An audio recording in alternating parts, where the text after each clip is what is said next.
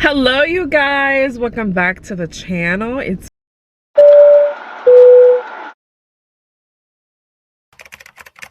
been a minute. We haven't caught up, you guys. Honestly, I think the car in front of me is like, what is this girl doing? But let me update you guys a little bit of what's been going on, why I have been so MIA. I feel like I always have excuses, like honestly, I'm just like get it together. Oh my god, I just saw a dragonfly. Also, I've been seeing a lot of dragonflies and I think that's like a symbolic thing for me. So I'm definitely gonna get that tattooed on me as soon as I graduate. But it's just crazy because like when you're going through a hard time or something in your life, you know, you just see that like symbolic thing, right? But how have you guys been? It's been a minute.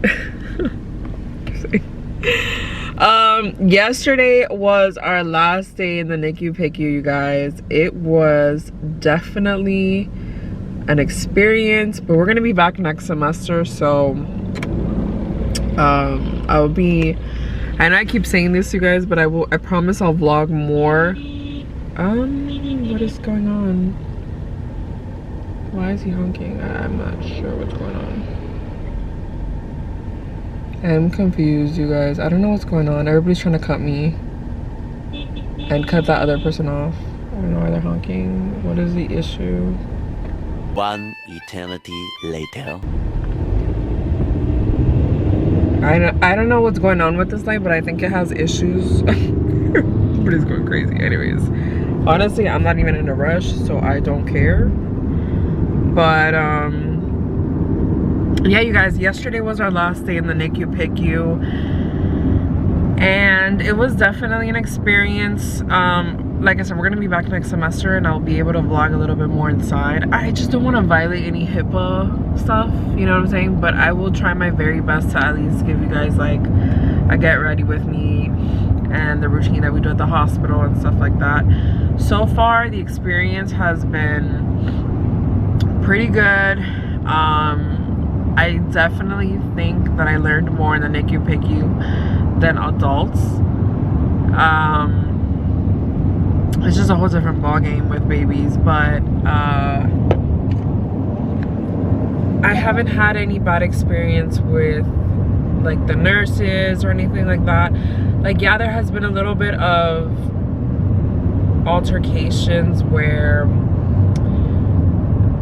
it's very understandable that a nurse could be overprotective over their babies, you know what I'm saying? But in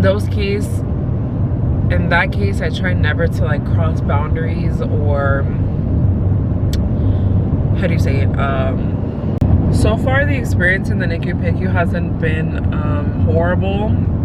It's actually been good.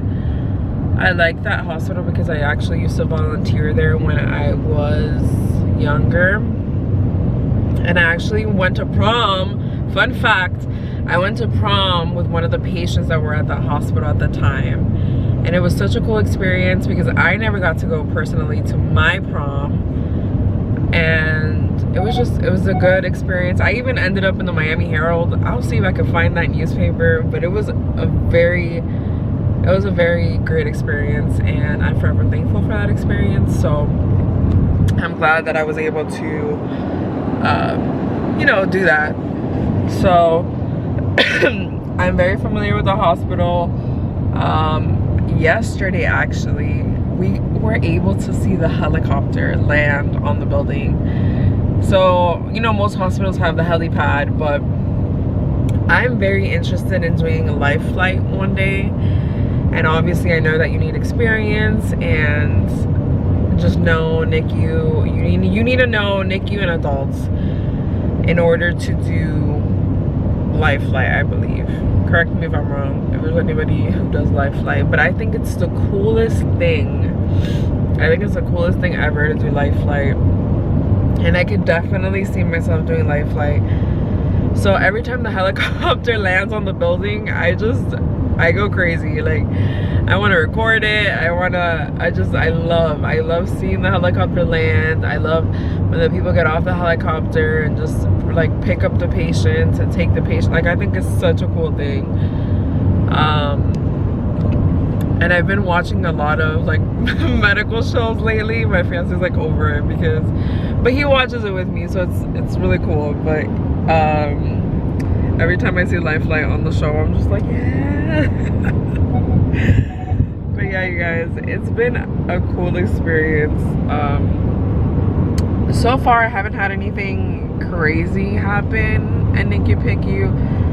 Like, we've had experiences where we've seen patients go home, which is always a great thing, but it's also so sad because it's like you get accustomed to the babies and then you're happy because they're like going back home, but sometimes it's not always the case. They don't end up going home, they end up going to home care. So it's like a, how do you say it, it's a bittersweet feeling. So delicate and you know, like, make sure that you're not obviously hurting these little fragile babies. But I've been able to section babies. I've been able to you know, auscultate, listen to their lungs, and I've conversated with the moms, which was really cool. And you know, I thankfully I haven't had an issue with like a mom, you know, being overprotective over the baby, which is like totally normal, and they have every right to be. It's their NICU baby, you know what I'm saying? But thankfully I haven't had any issues with moms. Not even with the nurses, not so much. I feel like with nurses it's more of, they're also very overprotective over the babies, even more than the moms, which is, I mean, it's good to see because it means that they care about the baby.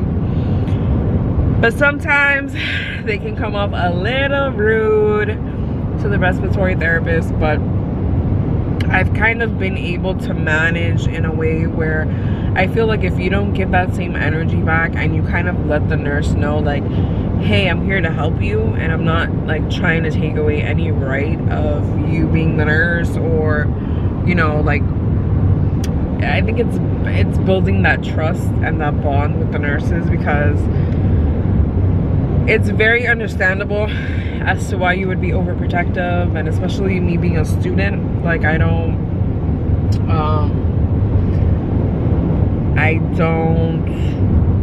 you know, I'm still learning, but I'm obviously still with my instructor, so it's not like I'm doing this completely by myself. But my instructor has felt confident enough to always, you know, leave me by myself. Like, she'll be there the first 5 minutes, and then after that she knows that I have it like handled, so she just leaves and, you know, says if I need anything to let her know. So I never felt like, you know, I was ever overstepping like boundaries with a nurse. I think it's really a normal, I wouldn't say it's not a normal, I don't want to say it's a normal thing, but I think the way to deal with it is pretty, you know. But I mean, I think if you build that trust with that nurse and like let her know, like, hey, I'm not here to like overstep any boundaries, and you don't have to say it like that, but like kind of demonstrate that you're not there to overstep any boundaries and that you're here to help at the end of the day. I think they appreciate that way more, and they actually end up, you know, like being like, okay, like, because example, we had an altercation with a nurse who was being rude. She was being rude to my classmates. But when it came time to, thankfully I never had a bad experience with a nurse, and if I did, I would ignore it and just keep it pushing. But I've never had like a nurse like come off at me wrong or anything like that, right? The only incident that I did have was that I went in the baby's room, and the baby's very fussy, mind you. The baby's very fussy. She doesn't like any breathing treatments. The baby has neurological issues, meaning she's very delicate. So obviously with neuro babies, you don't want to overstimulate them, because it just gets the ball like rolling in the wrong direction. So with that particular baby, she really didn't, with that particular baby, she didn't want anybody waking that baby up, like, because she knew that the baby would cry. But I mean, obviously the baby's gonna cry, like, if it's over, you know what I'm saying, if it's overstimulated, the baby's gonna cry. So I go in the room, I'm very quiet, I try to be as quiet as possible. The baby never woke up, thankfully. I saw her also do like a gesture where she was patting the baby on the chest, so I was doing the same thing to kind of keep the baby calm and collected. And in that case, we were working as a team, right? Because I didn't want to make her job 1,000 times worse, and you know, I don't think she was trying to be rude. So when I had originally walked in with my instructor, you know, we told her like, hey, the baby has a breathing treatment, and she said no. She says, you need to come back in 2 hours. We do collective care, meaning that they wanted to do everything at the same time with that baby because she cries. So my instructor said, no, unfortunately, we need to give her the breathing treatment now because it's necessary for her, you know, plan of care, and she needs to get better, so we need to give her the treatment now. So she was like, no, that baby is very fussy, like, we do collective care here, and she just walked away. So we ended up calling, you know, the supervisor of the respiratory department, and we kind of spoke, and he said that, you know, the treatment needed to be done right then and there. So whatever, we did the treatment, kept on. And then she later walked in the room and, you know, she apologized. She said, you know, I wasn't trying to come off rude or mean. It's just this baby's very fussy. She has neurological issues. And, you know, I sympathize with her. Because I understand how difficult it could be, especially when you have like multiple patients in your care. So I was like, look, I totally understand. Don't even worry about it. It's not a big deal, you know.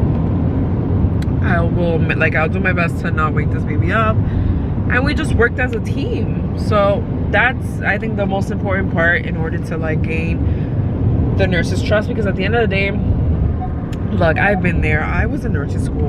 I decided to go the respiratory route, but I can understand nurses have a hand, what I'm telling you, they have a handful, because they're not only focusing on one area of the baby, they are focused on a lot of things, like,